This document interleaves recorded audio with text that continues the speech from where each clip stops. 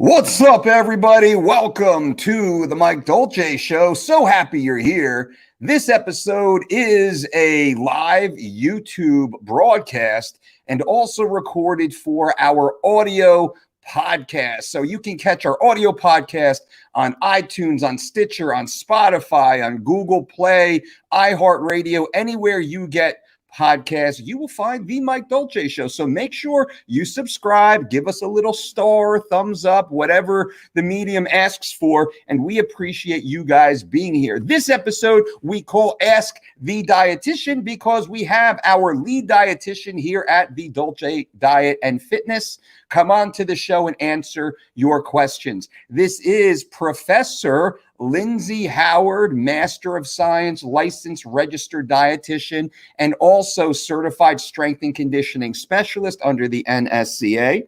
Lindsay is a professor at Marymount University in Pennsylvania also, so nothing but the best here for you. Now, as Lindsay is logging on, she'll be just a few minutes late in getting onto the show. I wanted to say hello to everybody and answer any questions. So this is a Q&A show. For those watching live on YouTube, make sure you leave a question in the comment section if you have a comment to tell us. Boy, we'd be happy to hear something new, something cool, something that maybe makes us laugh, but definitely we want to answer your questions. Today, we're going to be speaking about a lot of the carb counting facts and fallacies.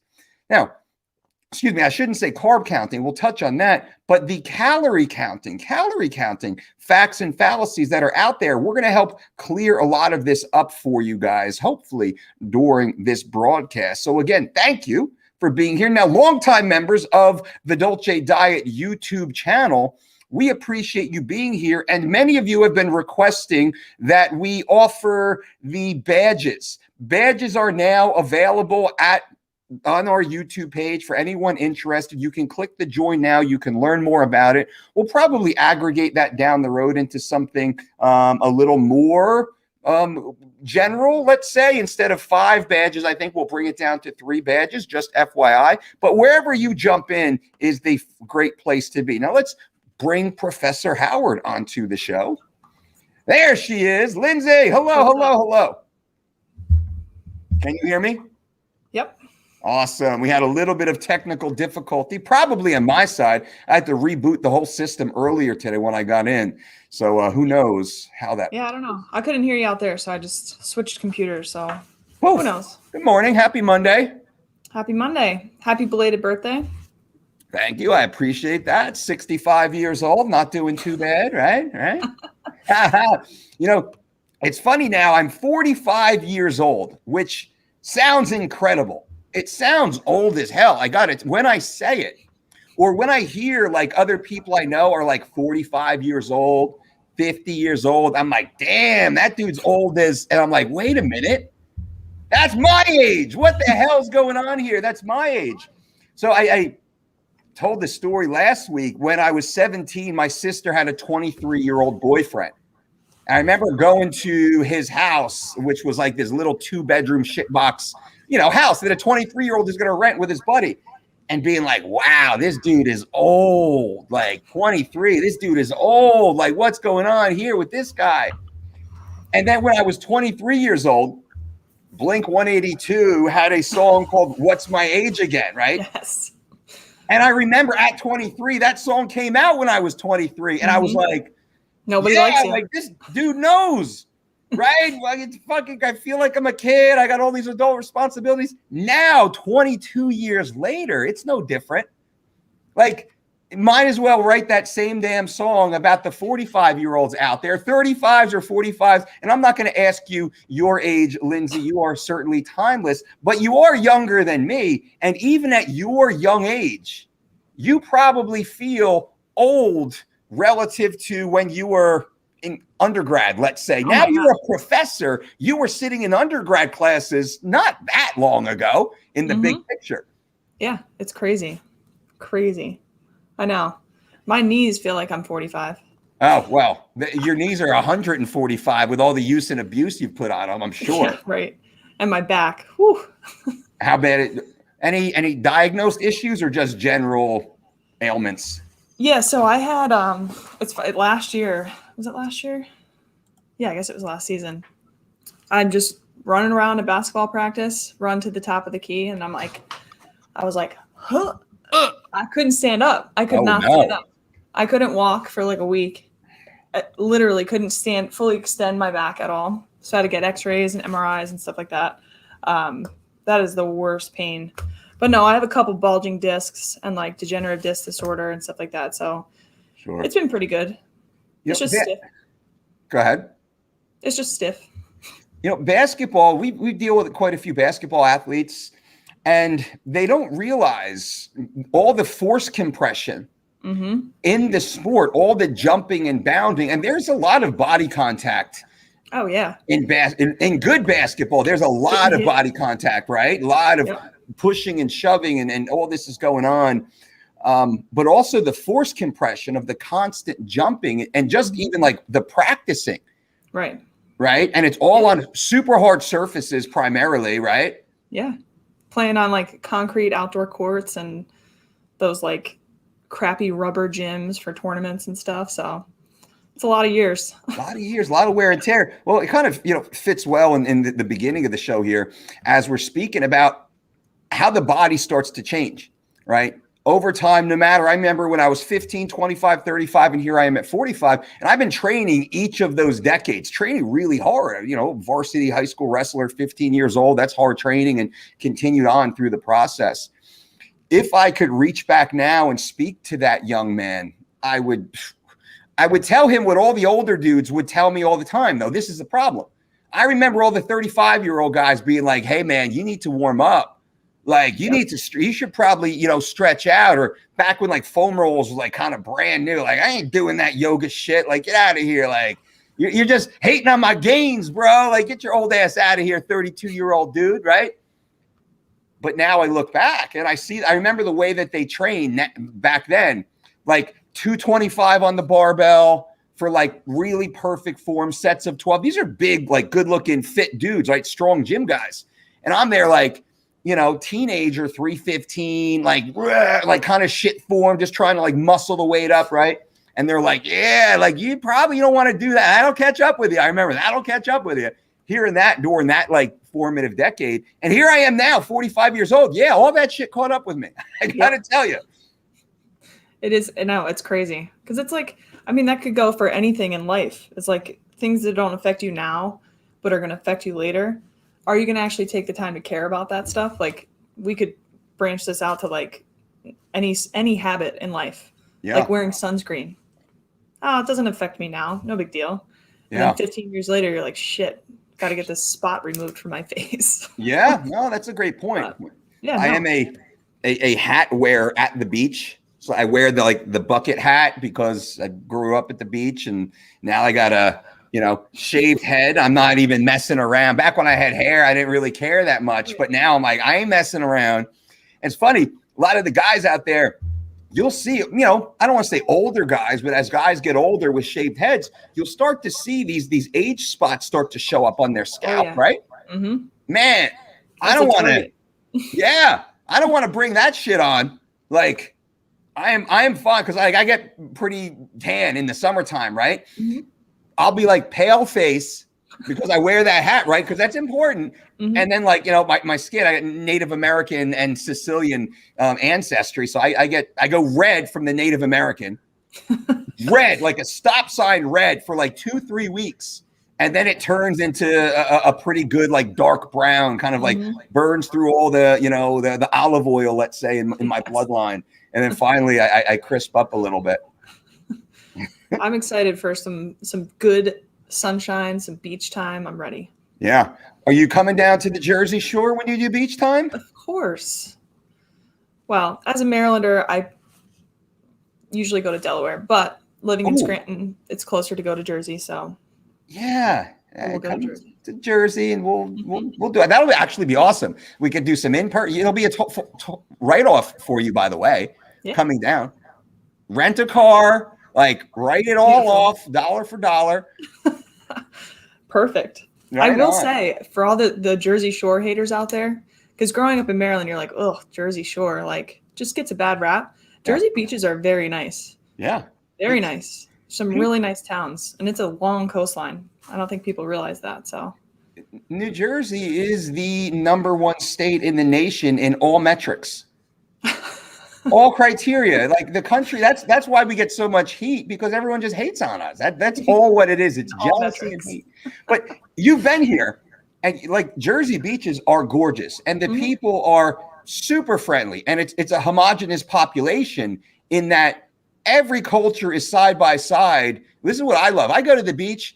My kids are playing with little black kids and little Muslim kids and little Irish kids and, you know, little, like every little color you don't even know. It's like the UN running around on the beach. And all of us, like all the parents of all age groups, from like, you know, the 80s, you know, kind of super wrinkly beachgoers to like the brand new, like 20 years old with the first baby in the house, right? It's the coolest thing, because at the beach, it's like it's the unifying. It's like you put on that Yankees jersey, color and nothing matters at the beach. It's this one big family kind of party and setup. The beaches I go to anyway. I mean, there's some really, you know, Jersey Shore snooky style beaches where everyone's just hooking up. And hey, if that's what you're into too, by the way, it's not, you know, not exactly. There's a beach for everyone. There's a beach for everyone. Yeah, there's some nude beaches not too far from here. Not that I suggest you go with your eyes open, because it's not what you would hope it to be, right? Just very comfortable people. I guess I could say that. I've never been, of course. My buddy had gone one time. Anyway, that's a whole nother. I actually try and get him on. He tells a story great, and he wasn't going there for like being promiscuous.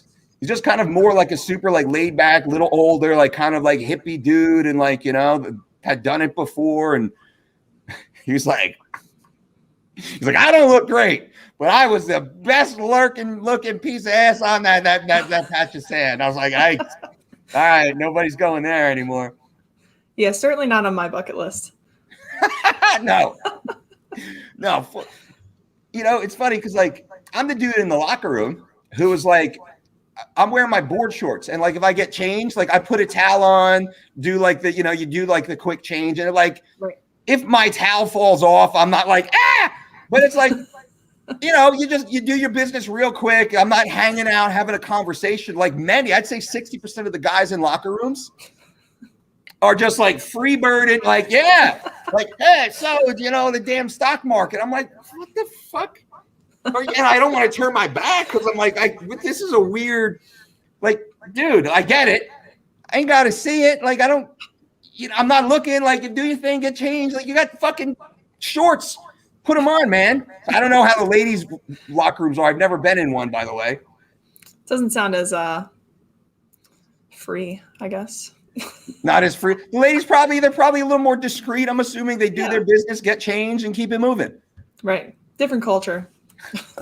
That's terrible. Like, I don't want to say I get anxiety, but I'm like, this naked dude is always like, and he's not being inappropriate. He's just really comfortable. Right. Talking about whatever crap. And anyway, so, and those of you guys watching right now, I know you all have that type of weird sauna, spa, locker room, changing room story. Feel free to leave it in the questions. Actually, at the end of the show, we'll read a few of those. I think it'd be fun to hear. If you have any weird sauna question or comments or stories, please leave them below. If anybody was a wrestler in high school, there's nothing like a wrestling locker room. You know? Those boys are touchy-feely. Wait. Hey. I think are you low-key throwing shade at me right now? Is that's what's happening? That's what's happening here? Although I cannot confirm nor deny. You know, there's always like, you're right, because it's like the after-school special.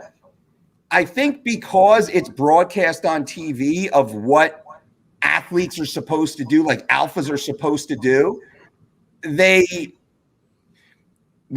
grow into that role. I don't think it's naturally what they want to do, but they've seen it on TV. They saw it on the funny movie. It's like a running joke. And then there's kids, you know, I was a nerdy kid, you know, to be honest with you. I was a good athlete, but I was still like kind of in the nerd groups, which I think are awesome, by the way. And I was happy not to be in the, you know, break into your parents' alcohol closet in sophomore year. I always thought that was just fucking stupid, right? Anyway, I'm not. Some of you, I'm sure, have done that, but that just wasn't me. I was like doing my math homework, by the way. So that being said, I'd see these kids, and I remember now looking back that they would conform into these roles. That wasn't their natural personality, but it was like peer pressured into them. And then they slowly became kind of that towel snapping guy and like, that whole weird thing, which that wasn't them. I knew them for like 13 years, their whole life. And then they conformed to that. I don't know if again, the ladies are similar. Yeah.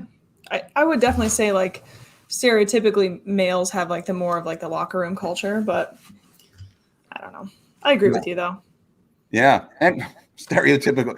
And it's true, unfortunately. It's true. All right, so the episode today I'm super excited about. We're going to talk about some calorie counting myths.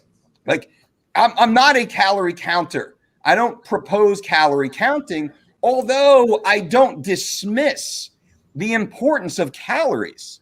So in this, and we're going to go through, we're going to answer some questions here. We're going to do 1 or 2 questions, and we'll get back into our topics. We're going to kind of play this episode a little bit different.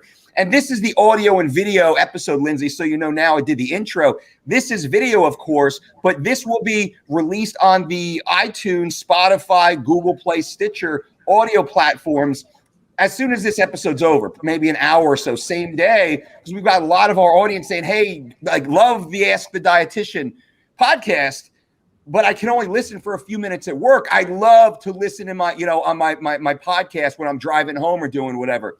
So again, we hear you guys. Thank you for the feedback and suggestions. We're happy to accommodate you here. So the team is ready to take this, compress it, re-upload it, produce it, and get it onto all the platforms for you.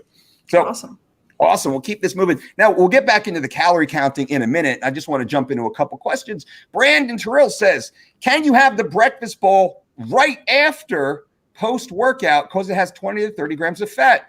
I'm on a time hack for work. I work out early morning.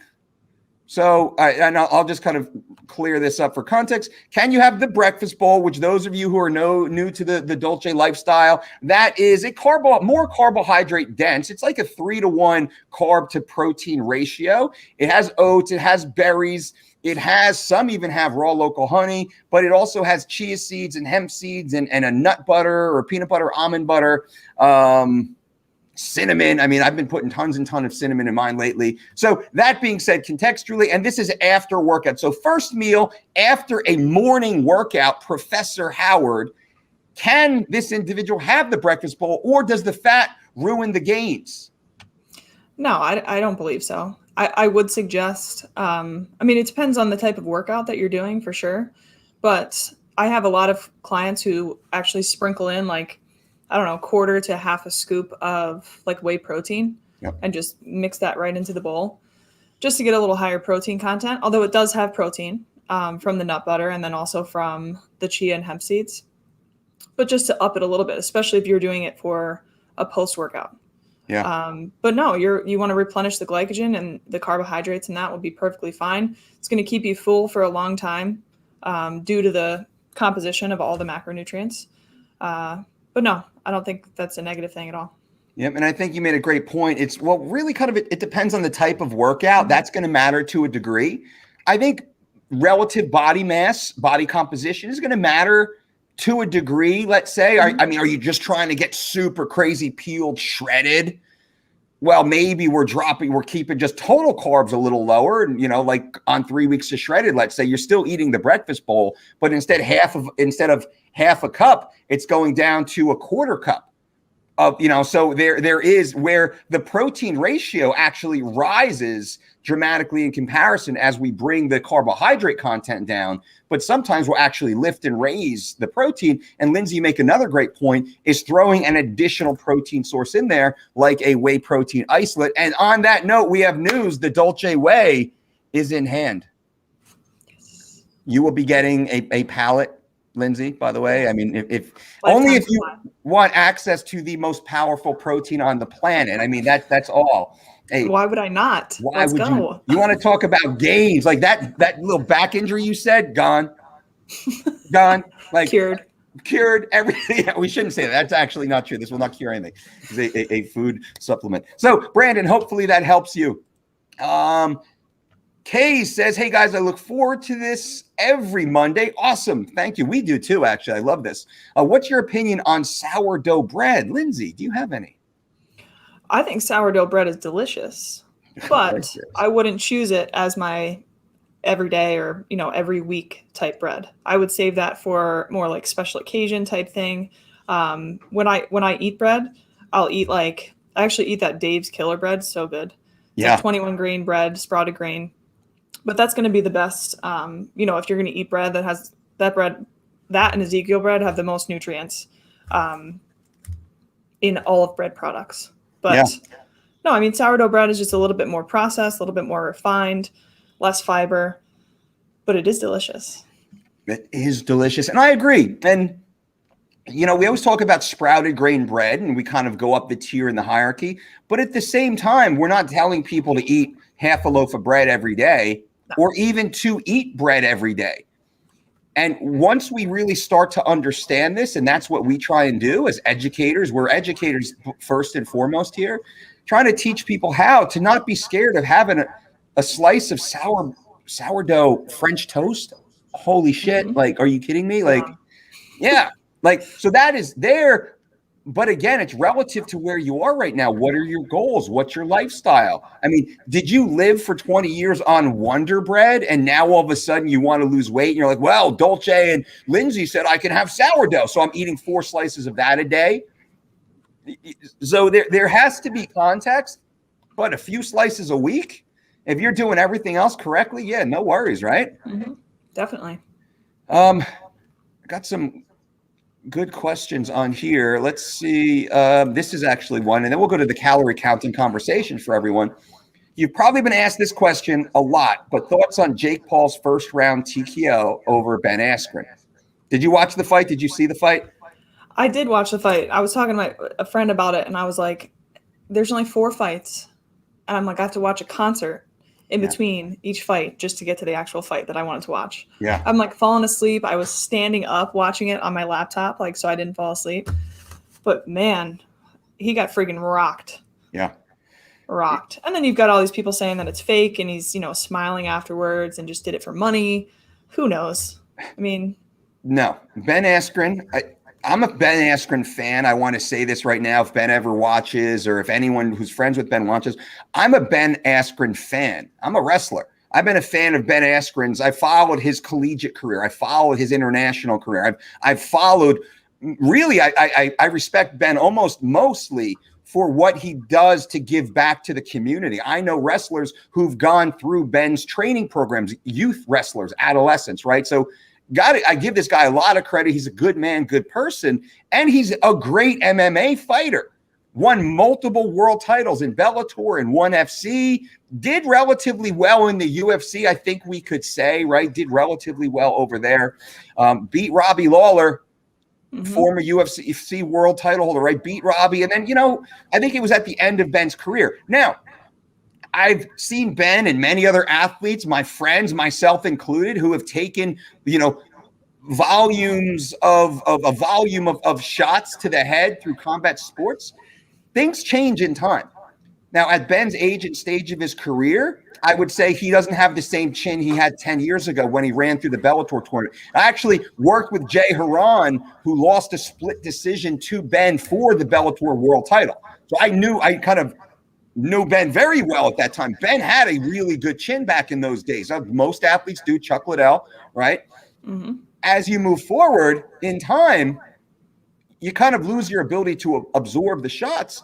Jake Paul, and I did an opinion video when the fight was first announced.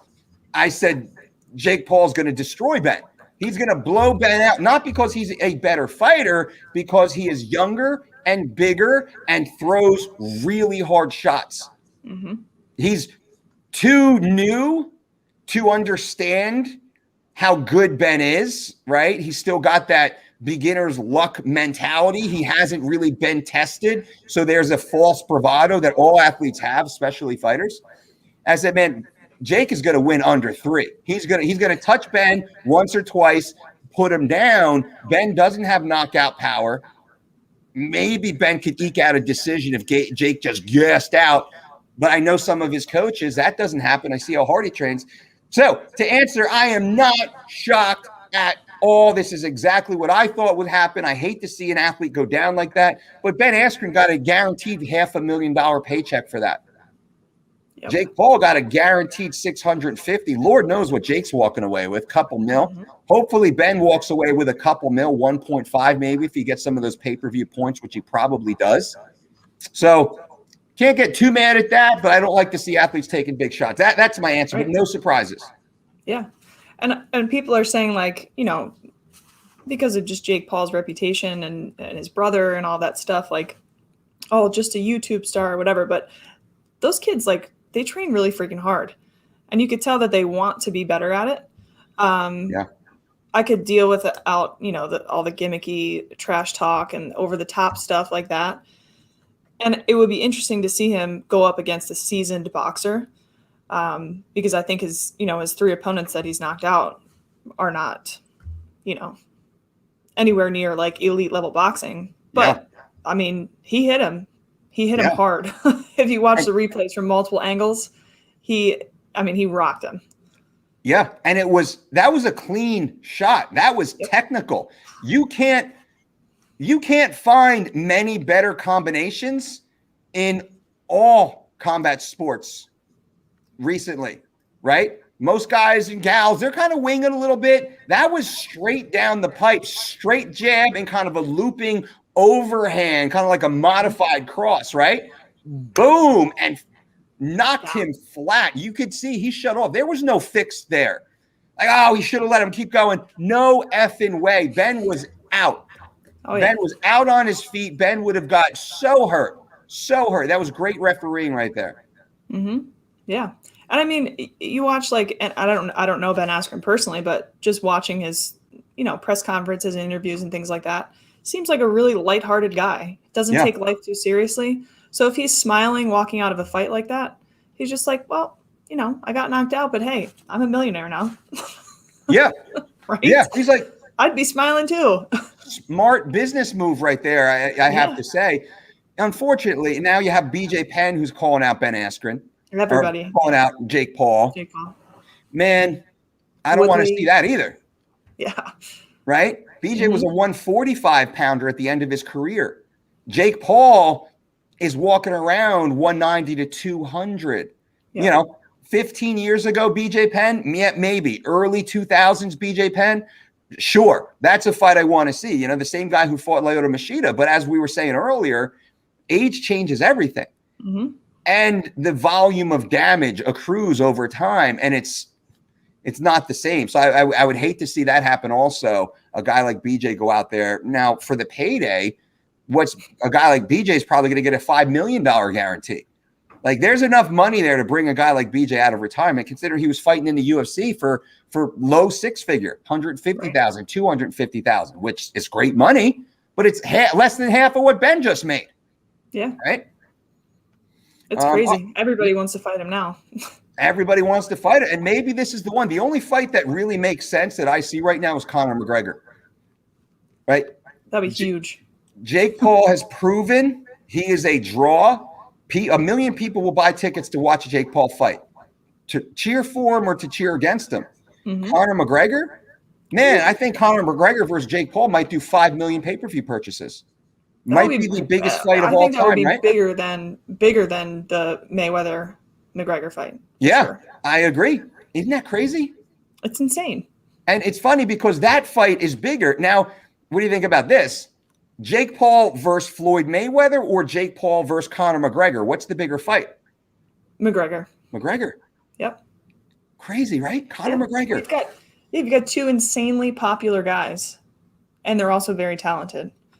So, I mean, both of them, like, hundreds of millions of followers and things like that. So it's like you couldn't draw up a bigger fight, I don't think. No. Man, I think that would be great. All right. Now, let's jump back into the topic of the day right in about 30 minutes or so. And if you notice, I'm trying to run this a little more on task. So I got some bullet points that we want to hit here. Calorie counting. Now, as I said in the beginning of the show, we don't go to calorie counting first. And this is where a lot of other fitness systems fail, in my opinion. They start the conversation at calorie counting instead of using that conversation as an educational tool to facilitate lifestyle change. And they don't focus on the quality of foods first. And that's always where I'm going to lean to. In 2011, when we wrote the Living Lean book, it was the Dolce Diet's Living Lean, don't count calories, make calories count. And that book is based upon my own journey from 282 pounds when I only focused on calories, calorie counting, getting across the finish line faster, lifting a bigger weight for more repetitions, whatever that was, winning. And then I had my own health scare and I said, whoa, this is crazy. Let me focus on the quality of the food I'm eating, get that established. And from there, we can then bring the calories back in. So just kind of as my first little, kind of kickoff, what are your thoughts on the calorie counting Excel spreadsheet kind of, basic bodybuilding bro Google download program, or something that's more context with regard to quality, high quality food sources, micronutrient diversity, and cofactors, digestive enzyme, all the other things that come with higher quality foods. Right. Yeah. And you have all these people, calories in, calories out. The human body is a machine, and, it's just about counting. And if you hit your macros, like if it fits your macros and all this stuff. And then you've got the people that say in agreement with that, they'll say a calorie is a calorie. Yeah. Yes. As far as the energy it provides, but what else is in that calorie? What happens to it when you metabolize it? How do you metabolize it? What are the responses biochemically in your body? Yeah. So like the easiest example would be like, if you're going to eat a 2,000 calorie diet and you try to eat 2,000 calories of like ice cream, that's so easy. It's like a gallon of ice cream. I don't even know, less than that probably. Or if you try to eat like 2,000 calories worth of broccoli, I don't even think that's physically possible. Yeah. So even just a meal, so to speak, like 100 calories worth of broccoli or 100 calories of ice cream. 100 calories of ice cream is like 2 spoonfuls. Yeah. Insane. 100 calories of broccoli is this massive pile. So it's just still doesn't make sense to me that people will continue to argue a calorie is a calorie, because it's not. No.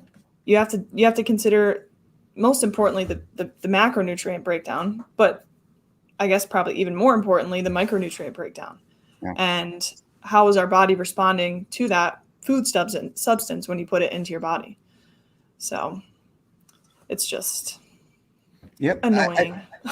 I agree. And one of the areas that I'll focus on, in the point of conversation or even in debate, well, what's more important? Carbohydrates or let me not carbohydrates, but total calories, carbs, protein, and fat, with regards to strategic body improvement, right? Because we're not just saying just survive.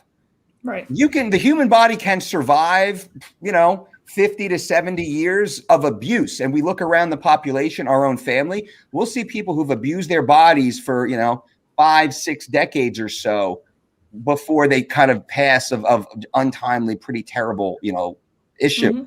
But when we're talking about living optimally, you don't have to be a bodybuilder or an athlete to live optimally, to be healthy, to be able to fully express yourself, to have medically deemed healthy body mass percentages even, right? Once we get to that level, well, we have to start to think about cellular activity, cellular health, electrolytes, micronutrients, phytonutrients. We need to think about the life cycle, in our opinion, of the cells that actually make up the body. So what about calcium and magnesium and phosphorus and iodine? And as we go down the list, we get into the B vitamins and vitamin D. And again, we can continue to go down an array of necessary micronutrients that are deficient in the majority of overall template calorie counting programs. Mm-hmm. So if we're just focused on, man, I know, coaches out there that are on drugs, most of them, and they look great. They're eating Pop-Tarts as their carbohydrate source, and they're eating, sucralose laden protein powers to up their protein intake. It's all this super low calorie food sources. Now, if we pull out the pharmaceuticals, their own performance enhancing drugs, their body composition is going to look like shit, especially over a longer timeline. You can see many of the bodybuilders, Dexter Jackson, 2008 Mr. Olympia, the winningest bodybuilder in the history of the IFBB. Dexter Jackson speaks directly now and openly about what artificial sweeteners did to his gut and then ruined his physique, forced him to retire effectively. The last 3 years of Dexter's career were ruined due to chronic gut issues located in the microbiome directly related to his artificial sweetener consumption. Right. That is very shocking. And this is a man, the most successful bodybuilder in history is the one who's telling everyone the issues with artificial sweeteners. And then you got, guys like Greg Doucette out there, who's the most popular, I think, of the Seco crew, talking about how it's fine and it's great. Well, Dexter Jackson saying that it's not. And he has medical testing and oversight that's proving this, validating this. And then you got a guy like Greg, who's unfortunately selling these synthetic toxic chemical cookbooks, right? Or, in my opinion, I think I should say, totally filled with artificial sweeteners and synthetic chemicals, again, all like on the calorie counting side of it, which it's a pervasive issue in the fitness world. And I'll end on this, that most people, they jump over the actual fitness part of fitness in order to look fit. They're going to destroy their body. They're going to become massively nutrient deficient in order to look good on the beach for a few days in the middle of one summer, and then likely deal with a cataclysmic metabolic downturn as a result of those poor decisions making and the avoidance of high quality food. I know that was a little bit of a rant there, but I, again, just wanted to give context on the issue. Yeah, no, I agree. And I think the major issue with calorie counting programs and like the If It Fits Your Macros programs is that it promotes like diet type foods. So it promotes low calorie like substitutions or no calorie substitutions. And when we introduce all those products in, yeah, you're going to stay under your caloric limit or whatever your coach is telling you to hit that day. Yeah. But you're going to end up, I don't want to say ruining, but negatively affecting your ability to digest nutrients. So if we're filling our bodies full of, 0 calorie drinks and 0 calorie foods and just foods that have had nutrients sucked out of them, that's essentially how we get to a lower calorie product. It's going to limit our ability to absorb the good nutrients if these types of people open their eyes and decide, I want to focus more on macro or micronutrients now. Yeah. So, and that's the other thing with people who say a calorie is a calorie. People don't absorb the same amount of nutrients from the same type of food. So like, just use my broccoli example. It's like the vegetable of the day. You could have two people that eat a plate of the same exact portion of broccoli, and somebody's going to get different energy from that based on what their gut is like. What is their gut health like? How is their metabolism? So, people are going to digest things differently based on their gut health.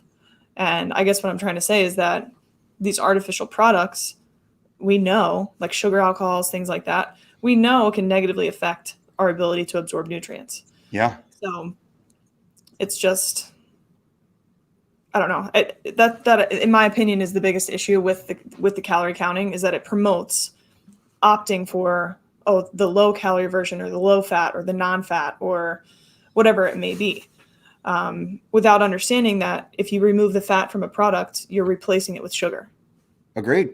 There's less than half the amount of calories in a gram of fat as there is in a gram of carbohydrate. So we're talking 9 calories per gram in fat versus 4 calories per gram in carbohydrate. So, yeah. This brings up, I think, Gabby here has a great comment / question. What are your thoughts on buying G. Hughes sugar-free barbecue sauce and sugar-free pancake syrup that have sucralose in them instead of regular barbecue sauce and regular pancake syrup with high fructose syrup in them? Well, should I or should you? I'm going to say buy neither. Yeah. That's my answer. And I'll parrot on that. And Gabby, this is something that's common. And I'm getting a little bit of feedback on your mic side. So if you see me just kind of mute the mic when I'm talking, I'm hearing it kind of come through. So I'll just kind of, and then I'll bring you your voice back on. So Gabby, here's the thing.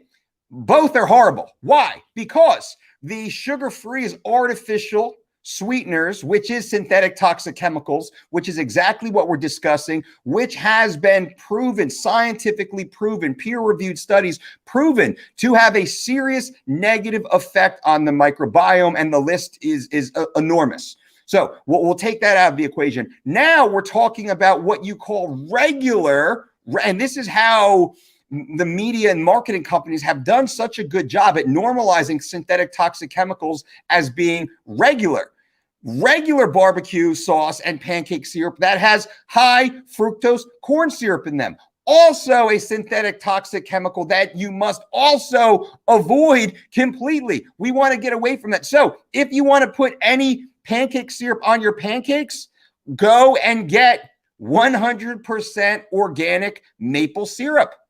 Get actual real maple syrup and use just a little dip, just a little dab, just a tiny little bit. If you want to make your barbecue sauce, you can simply use distilled vinegar and red wine vinegar, balsamic vinegar, distilled vinegar, apple cider vinegar. You can puree tomatoes with a little bit of apple cider vinegar. That goes a long way.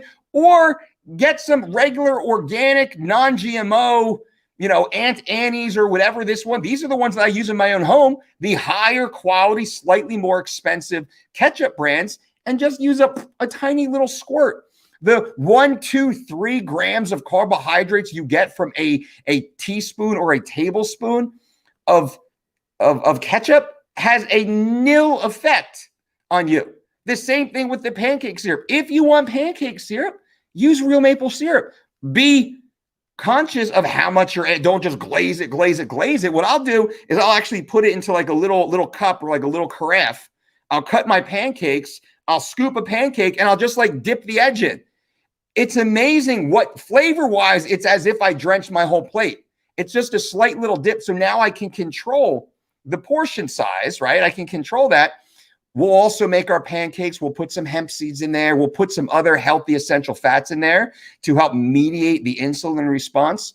And the last thing is also consider fresh fruit. We have our fresh berry syrup, as we call it. Throw some mixed berries into a little pot, add some water to the bottom, and just put it on a very gentle, like a low heat. The berries will break down, mix them up. They turn into this great little syrup. It's awesome. That's another great way to go. Lindsay, if you have anything to add for Gabby? Yeah, no, I completely agree. That's just the thing, is that so many things that are marketed as like, it's hard. And this is like an educational piece here, is we're telling you to not buy the diet version of something, which most people see, and they're like, oh, should I get the regular syrup or the sugar-free syrup? Well, people would say, like, listening to what I just said, they would be like, oh, I should get the regular kind. But if you look at the ingredients of the regular kind, it's still shitty. So definitely opting for a more natural product, as close to from the earth as possible. Maple syrup comes from a tree. So if you can get it as close to directly out of a tree as possible, that would be perfect. And now Gabby has a follow-up here. Let's keep going with this thread for everybody listening and watching, because there's a lot that you can pull. And Gabby, thank you for allowing us the opportunity to have this conversation with you publicly. Gabby says she was 491 pounds and insulin resistant. So she started keto and CECO, calories in, calories out, which is counting calories. And now she's 395 pounds. Right now she's off keto. She wants to keep losing fat. And you said that I shouldn't do keto or CECO for fat loss. What should I do? So to be clear, this is not medical advice. We're not giving medical advice. This is not personalized. I feel that there are better, healthier programs that have long-term sustainability instead of CECO and keto. So to be clear, I'm not telling you specifically what to do. I believe there's better programs out there for individuals who are trying to bring their body weight, body fat down and recomposition their body mass.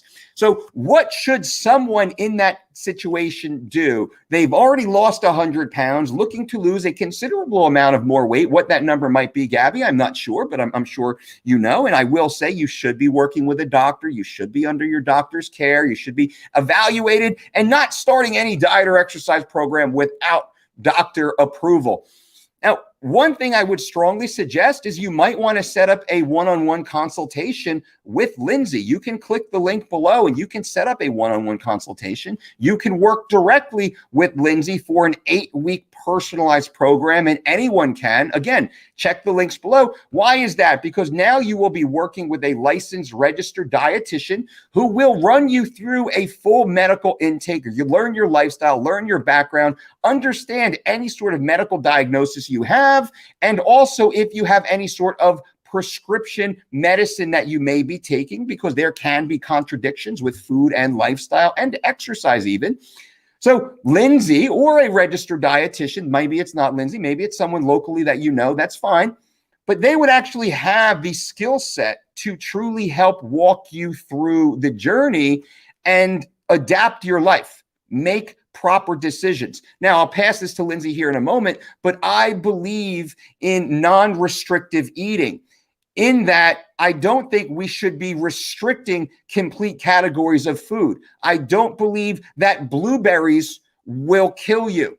I don't believe blueberries will make you fat. And in fact, I eat blueberries almost every single day. Every athlete behind me has. I used to be 282 pounds, morbidly obese. I lost over 110 pounds myself. So I've kind of walked in similar shoes per se. And I did that completely following what we now call our Living Lean program. You can click the link below if you want to learn more about that. It's a 12-week program we have detailed for you guys. That program was written as a result of my weight loss, as a reflection of this is exactly what I did. Here's the science, here's the reasoning, here's the menu, here's the recipes. And eventually, once we had these high quality foods chosen, there does eventually become a macronutrient split and also a caloric recommendation. But it doesn't start at the calories and the macros, and then you just grab whatever highly processed food, as you said in your last post, high fructose corn syrup and sucralose. Those are the keto and the CECO foods. And Gabby, your issue perfectly illustrates the problem that we're addressing.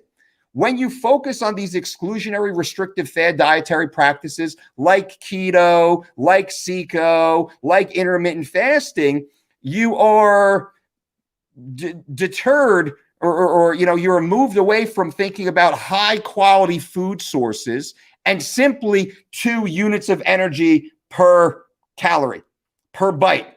Oh man, I can get this 100 calorie snack pack. That'll be great. I can drink a diet soda right now. It's got zero calories. It fits my macros, if you will. And this, in my opinion, and there's a lot of data to support this, this is what leads to disordered eating ideologies, a disordered relationship with food, a disordered relationship with yourself, how you think about yourself, how you feel about yourself, how you gauge your success or failure.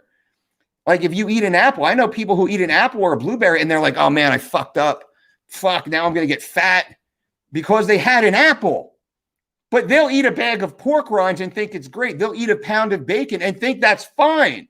And this is the disordered relationship with food, where they don't understand what they're actually doing more harm with that ideology. So now to kick this over to Lindsay, if you have any thoughts or comments on Gabby's statement here about what should she do coming out of these exclusionary restrictive dietary practices that the whole world is telling us to do. Every podcast host has the next crazy exclusive 2 meal a day, 4-day fast, like never eat carbs, this whole crazy thing. What do you think, Lindsay? What should someone like Gabby do? Yeah, I think I completely agree with you with the disordered eating. People who are obsessed with like weighing their food, which we've talked about on here before, weighing their food, counting every single calorie, like leveling off the quarter cup of whatever you're going to have. That creates really horrible habits, and becoming like super paranoid to eat a larger portion that you ate than you ate the day before. Now, it's tricky because there's no cool or fancy name for what we recommend doing. There's no like, there's no acronym for it. There's no like gimmicky tagline or anything like that. It's just eating foods that have higher nutrient value in appropriate portions based on your hunger. So it's very, very simple, but it's choosing high quality foods, not overeating, and kind of learning. It's kind of like a blend, because you've got the SECO people who are like super restrictive, and then you've got the other end of the spectrum, which is like intuitive eating. So full blown intuitive eating is like everything in moderation. If you're hungry, listen to your body, and you should have that ice cream if it makes you feel good. That's like the full blown intuitive eating. So I guess this would be a blend of, you probably, if you're really focused on a specific weight loss, then you should probably consider, I don't want to say counting your calories, but knowing about how many calories you consume, about how many calories you expend during the day, and also tapping in a little bit to the intuitive side. And all that means, all I'm suggesting is that you're just paying attention to your hunger. It's okay to eat when you're hungry, and it's not okay to eat when you're super, super full, or when you're bored, or you're just craving something and you don't actually have hunger. So I think it's finding that happy medium and a healthy relationship with food, that, you can eat something of high nutrient value when you're hungry to fuel whatever you're doing that day, whether that be just sitting at work. You still need fuel for that. Whether you're completing an 1.5 hour long workout, you need fuel for that. So I guess not feeling guilty about, you're like, oh shoot, this meal is 600 calories. That seems like a lot, but you just burned 600 calories in your workout, something like that. So again, what I'm saying is it takes time to develop a healthy relationship with food. And again, the right way to do it doesn't have a fancy name for it. It's just health. That's what. Sorry, I hit your mic. That's okay. Cut. And again, I agree. You're spot on. The only reason this is called the Dolce diet is because of alliteration. That's it. Dolce and diet just kind of went along. It sounded good. It rolled off the tongue. And that's just what people started to call it, right? But it's not a diet. It's a lifestyle. We try and be really clear about that we are educators. We teach the tenets of nutrition and dietetics that every person should implement into their own life in their own way. We teach principles here more than specific rules. We don't tell you, hey, you got to, 30, 40, or whatever that macro target might be. We don't do that. We give principles. Healthful whole food. Eat healthful whole food in wide variety. That's fresh, it's local, it's organic, it's in season, as close to the point of consumption as possible, right? The highest net nutrient foods you should be consuming. Principle number two is you should be eating them, based upon your activity. What did you just do? What are you about to do? Are you laying on the couch just watching TV? Well, you shouldn't eat a pizza. You probably shouldn't have a big bowl of rice and heavy meats and things like that. You should be eating a little lighter, or considerably lighter, during that period of time. And if we are intentional, if we are mindful, if we are responsible, we are honest with ourselves, we can start to say, hey, you know what? I overate that meal. I didn't earn those additional carbohydrate calories. I love that meal. I'll have that tomorrow, but I'm going to go for a walk first. I'm going to have that after my next hard workout. And this is more where the intuitive eating concept should be. And I think it was the intuitive eating was taken over by the lazy, by the weak, by the fitness marketers, by those that want to appease your laziness. So you will buy their crappy products that don't help you anyway. A true coach, an honest coach, will say, you still must stick to healthy, high quality foods. You must still conform to energy in versus energy out once we are meeting our net nutrient considerations, what our net nutrient intake must be. Once we have this established, well, then, yeah, I can be intuitive. I went out and had a burger and French fries last night because I fucking crushed my Sunday workout. Like, if I was just laying around not really doing much, I wouldn't have had that. I would have probably had a piece of filet and a big, robust salad on the side, and maybe an apple or baked apples a little while later, which we do in my house. Baked apples quite a bit as a delicious apple pie tasting snack and dessert. So to answer this and to kind of close this out, if it's easy, if it's a secret, if it's a quick fix, if it sounds too good to be true, it is. It is. And it's not sustainable long-term. And I will point to, look at all the people who were on keto 2 years ago. You know them. We all know them. Think of it. Look, I remember people on paleo. I remember people on the zone. Definitely the people on keto. The people on intermittent fasting, of course, they couldn't even hack it nearly as long as keto, right? So that being said, how are they doing now? How are they doing now? They're not even following it now. And I'm sorry, Lindsay, your mic's back on. I was going to unmute myself. No, yeah, always feel free. It's just, and I'm actually muting myself also because I don't want any background noise. Next time I know how to fix this for us. I'm just getting a little bit of pickup in the studio here. So we'll fix that down the road. Okay. Yeah, I mean, I do want to say that. So like keto, absolutely not. At no point should anybody be following a keto diet. It's you're eliminating an entire food group from your diet, which is probably the food group that has the most macro or micronutrients in it. Carbohydrates, fruits, vegetables, things like that. They have the most micronutrients than any other food. So not only you're eliminating that. So my opinion, no keto ever. It's never okay.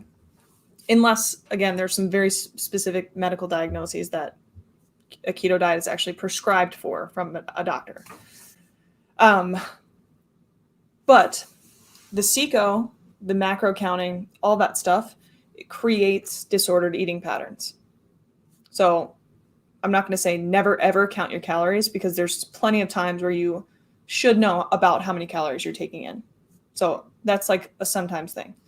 Intuitive eating, I know a lot of great dietitians that use intuitive eating with their clients as a way to assist them in developing a healthier relationship with food, not being so negative about, you know, this meal is 500 calories, like this is going to make me fat, I can't eat this. But they're also conscious of the micronutrient value and the total nutrient value of the foods. Whereas there are other intuitive eater people that are like, you could eat everything in moderation if it makes you feel good.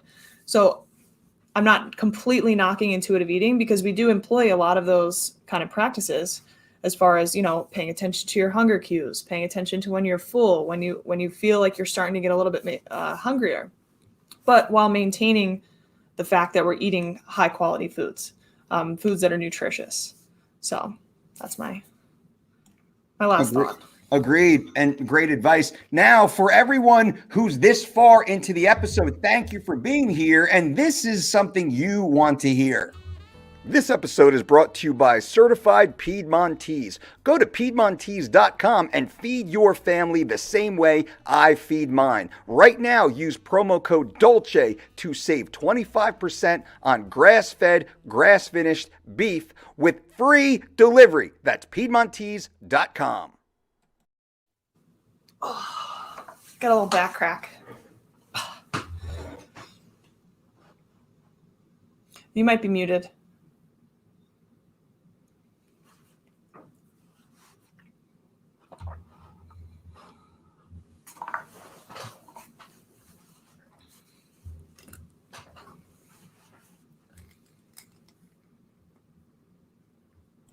Here I am talking, doing the whole promo, and nobody's even watching or hearing me. But I wanted to say Certified Piedmontese does have these new beef sticks that are available. They are freaking amazing, by the way. They have a new jerky called the Biltong, which is freaking Incredible, by the way. This jalapeno beef stick is, holy crap. It's incredible. It's how many grams? 7 grams of protein right here. I mean, free protein, delicious, easy, spicy if you like this spicy. Way better than potato chips, by the way. I'm a salty, crunchy guy. Certified Piedmontese hit it out of the park with these beef sticks. Anybody who's interested, click the link below. Use that promo code DOLCE to save 25% on the only beef I trust to feed my family. That is the certified Piedmontese cow at Piedmontese.com right here in Lincoln, Nebraska. 25% discount with the Dolce promo code, and you will get free shipping on any order over $99. It is incredible, and we get nothing for your use of that. By the way, if you use that promo code, the Dolce 25% discount, we do not get a single penny of your use of that. The entire savings is passed on to you guys. I do believe in certified Piedmontese that much, and I don't rarely do these type of endorsements. So that to be clear. Now, Adam Hart, what's up, Coach? Adam Hart, DDC Adam Hart, down there in Spain, killing it, by the way, the OG of fitness, we will say Adam Hart is. Hey, I have a question. I'm on the road, and what I buy, I have to eat. If I buy wraps, for example, I got to use the whole packet in 2 or 3 days. Can I eat wraps back to back? Otherwise, I'm wasting food. You have any thoughts, Linz? Yeah, and this is tough for a lot of people that live on their own and are shopping and cooking for one person. Good point. So it's like hard to get it down. Like if I buy too much food, I'm going to waste it. But if I buy too little, then I have to go to the grocery store every other day.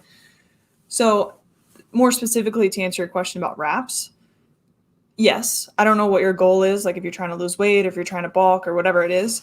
But I'll just assume that you're trying to maintain. We'll just go with that. Yeah, you could eat wraps back to back. You could repurpose them. So you don't have to eat a wrap like a food. You could make like, the Living Lean cookbook has the egg and cheddar quesadilla. So cook your scrambled eggs in the morning, throw it in. Yeah, there you go. See, to maintain. Knew it. But just kind of repurpose them. If you have access to an oven, I don't know if you're like on the road full blown without a kitchen, but if you have access to an oven, you could slice wraps up and make like almost like tortilla chips and have that with some fresh salsa. So you can kind of repurpose them so you're not wasting them. Because yeah, like a pack of wraps, you're getting like 10, 12, 15 wraps. So that's a lot, to eat without wasting them. Yep. And that's a good point. And I wanted to add just a lifestyle hack here for you, Adam. I completely understand. Number one is we try and buy a little bit less if we can, right? If there's the 12 pack or the 6 pack, I'm going to get the 6 pack, even though it's slightly more expensive per unit because I can't store it and save it. But also think about if we'll use the wrap again, have the wraps during a 2 or 3 day period that you have to eat them and make that part of your carb cycle. Where this is your higher carb days, and then after you have your 2 or 3 days of having a couple wraps, then you go more veg-based, more straight plant-based, more salads, more live foods per se for 2 or 3 days. So now you can run that carb cycle while having a glycogen refeed, if you will, training higher glycolytic. That's when you do like maybe your hardest lift is day 2 of that 3 days. So you have that day before, day of, day after. And that's when you do that really hard ass, squat, deadlift, row, kind of the high resistance glycolytic activity. And then you cycle back. And to get your sexy back, brother, that's one of my favorite ways to really lean out and not drop muscle is to run those carb cycles. I will do like a 2 to 3 day ramp up and a 2 to 3 day pull back down. I'll have one super low day. And depending on as I get leaner, I'll have one higher day. I'll kind of like have a low, medium, and high. I'll have more medium days across the board, but as I'm trying to get super lean, I'll have 1 or 2 light days and maybe one high day every 10 days. As I get leaner though, I'll have 2 high days every 10 days, maybe even every 7 days. So you run that carb cycle. That might be very helpful for you. Mm-hmm. And even within the day, you could kind of run a mini 1 day carb cycling where you kind of, you have your wrap, you do your workout, and then you have a wrap right after because you're burning up the glycogen during your workout, and then you're just replenishing it afterwards. That- So instead of having it like first thing in the morning, if you're going to work out in the afternoon, have it like lunchtime, lunch hours. So kind of like building your carbs around your workout. Yep, that's a great point. When is your body most receptive to utilizing those carbohydrates in the most efficient manner suited to your goals? Right. Right? Is it not just because it's there? You know, hey, I have a wrap, I might as well eat it now. I haven't been working very hard. It's been a low, glycolytic day. I'm going to eat this anyway. We want to push that back to something a little harder. Can you answer one of my questions? Gabby, can you repost it?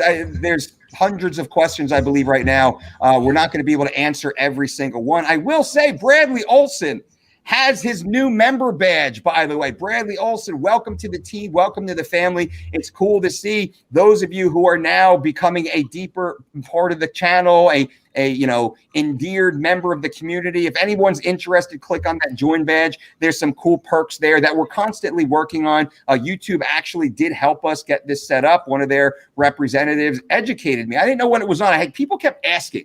Like every week, I always get these questions about badges and badges and badges. I didn't know what it was, to be honest with you. I reached out to YouTube, and Jill Z, thank you so much. Super helpful. Is a fan or a member of the channel also, by the way, and just gave great insight to what it does. And I got it up there so you guys can get in. Bradley, well, thank you again. And then we're really going to ramp it up for you guys who do participate as we continue on.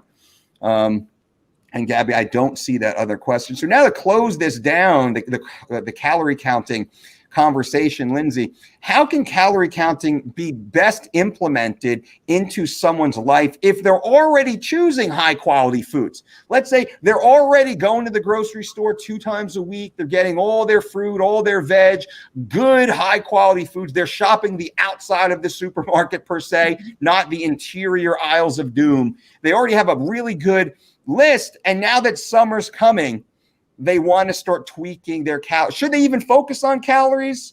Like, should they focus more on their energy or expenditure, their exercise? What do you think now to those who are already eating high quality foods? Can calories come back into the conversation? Yeah, I would say they could definitely come back into the conversation if you're really dialing down and wanting to change your body composition, for sure. Then you do want to kind of pay attention and say, here's how many grams of protein that I need to maintain my muscle mass. Here's how many grams of carbohydrate I need to just fuel my life and fuel my activity. And then fat is super important too. I think people associate fat containing foods with being fat. And it's like a bad word, like, oh, fat is just this negative word. So if they see a certain amount of grams of fat in something, they're like, oh my God, that's going to make me fat or whatever. Not necessarily the case. So my suggestion would be, if you have access to trying to accurately measure your resting metabolic rate beyond just a calculator, because those calculators are so inaccurate. It could overestimate, underestimate. Everybody has different metabolisms. So if you have the ability to go somewhere and get that tested, I would definitely suggest that. And then just paying attention, trying to estimate how many calories you expend during the day. And then roughly, if you're trying to lose weight, roughly stay slightly under that. And I mean slightly under that. That doesn't mean, okay, I found out that my resting metabolic rate is 1,700 calories. And I work out and I usually burn about 500 calories. So that would be 2,200 calories. That doesn't mean that you should eat 1,600 calories per day. That's a drastic deficit. So I'm talking like maybe 100 calories less, just slightly less, while paying attention to your hunger. Because what people do, and what we see most, is people drastically cut their calories and then everything shuts down. So everything shuts down. They start to waste away their lean muscle tissue. We get the dreaded skinny fat, which nobody wants. Our metabolic rate tanks. And then this causes that yo-yo dieting cycle. Yeah. So I think it's a combination of determining how many calories you need, determining what your true goal is, and then making sure that you're paying attention to your hunger also, is that if you're completely starved the entire day, you need more food. You have to listen to your body. And it goes both ways. If you feel like, you plan your week out about 2,000 calories a day, whatever it may be, and you're like, wow, this is too much food, listen to your body. Again, a calorie is not a calorie. It's not always just this simple math equation. And we've seen that in research. So, 3,500 calories equals a pound, not for everybody. So true. Great points. Now we'll jump into B Harp, who says, what are some fun and healthy Friday, Saturday night meals for the family where they won't feel deprived? For me, we make the champion chili. It's so awesome. It's just this big old pot. The family loves them. Sometimes we'll serve them with the Garden of Eden blue corn spicy tortilla chips, which have the chili flakes on there.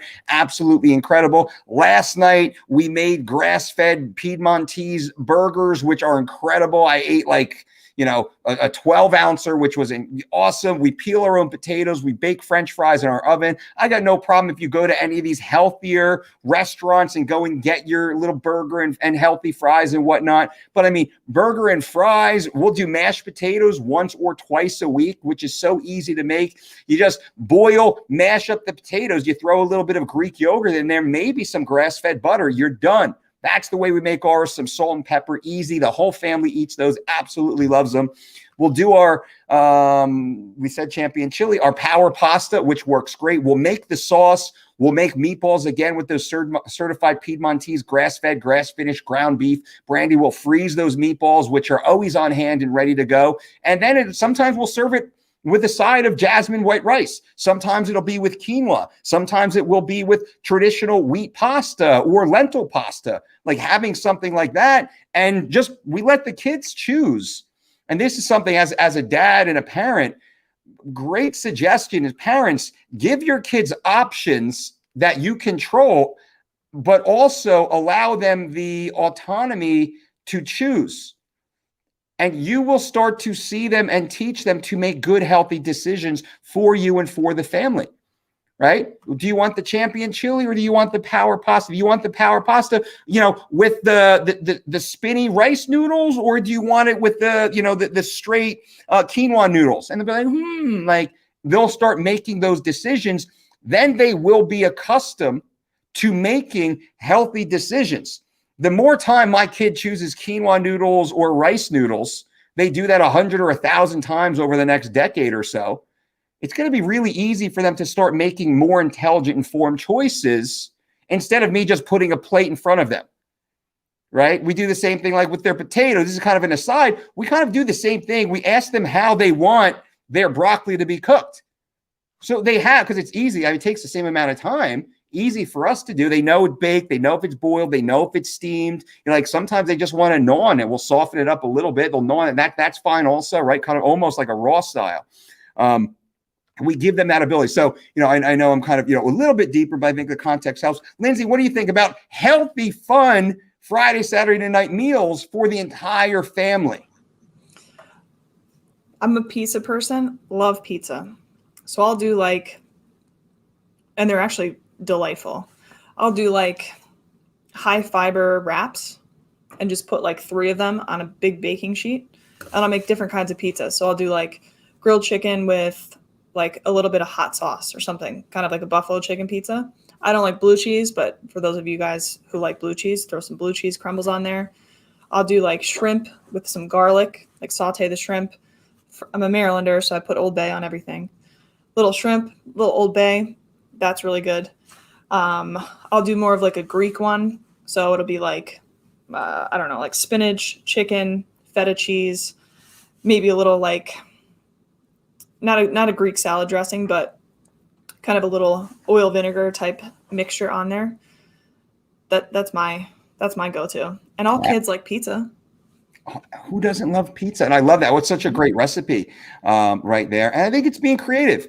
Have fun. Mm-hmm. Use healthy ingredients. Be creative. And we say reverse engineer the recipes your mom and grandma used to make with healthy ingredients. That's a great way. Well, guys and gals, we really appreciate you being here. Ask the Dietitian every Monday, 11 a.m. Eastern Standard Time on YouTube, but also everywhere audio podcasts are heard. So if you want to listen to more, you didn't hear the beginning, you're just jumping on, give us an hour or so. This will be on Apple, iTunes, and Spotify, Stitcher, Google Play.